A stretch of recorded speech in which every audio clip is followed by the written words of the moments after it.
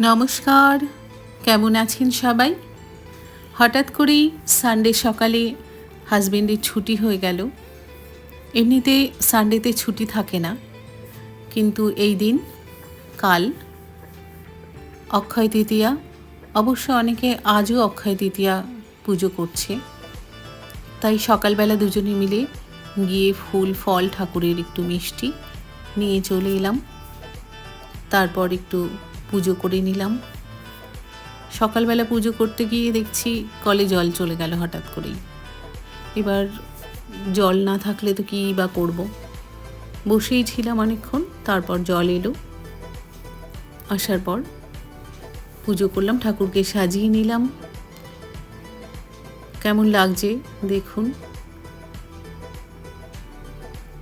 তারপর পুজো করে রান্না করলাম। এই দিন মেয়েও বাড়িতে, মেয়ের তো রোববার এমনি ছুটি থাকে, তাই সকলে তিনজনে মিলে এই দিনটা কাটালাম। কারণ এর আগে পয়লা বৈশাখের দিন তো ছিল না কেউই। এখানে পয়লা বৈশাখে তো মেয়েরও ছুটি দেয়নি, ও কলেজে গিয়েছিল। তাই অক্ষয় তৃতীয়া দিনটা পয়লা বৈশাখের মতো করেই কাটালাম। যদি আমার ব্লগ ভালো লাগে তাহলে নারী তুমি দশভুজা চ্যানেলটা ইউটিউবে সাবস্ক্রাইব করে নেবেন, আর সর্বাণী ফেসবুক পেজটা ফলো করে নেবেন।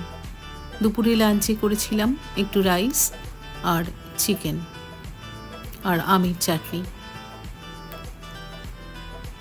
পুজো করার পর একটু বেলাই হয়ে গিয়েছিল, আর সকালবেলা জলখাবারও করা হয়েছিল, পরোটা আর কুমড়োর তরকারি। এখানে মিষ্টি যেগুলো পাওয়া যায় খুব যে একটা পছন্দ হয় না।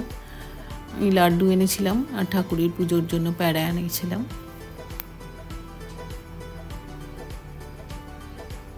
আগে তো ছোটোবেলায় আমাদের বাড়িতে অক্ষয় তৃতীয়া দিনেই পুজো হতো, মা পুজো করতো। ভালো থাকবেন সবাই, ধন্যবাদ।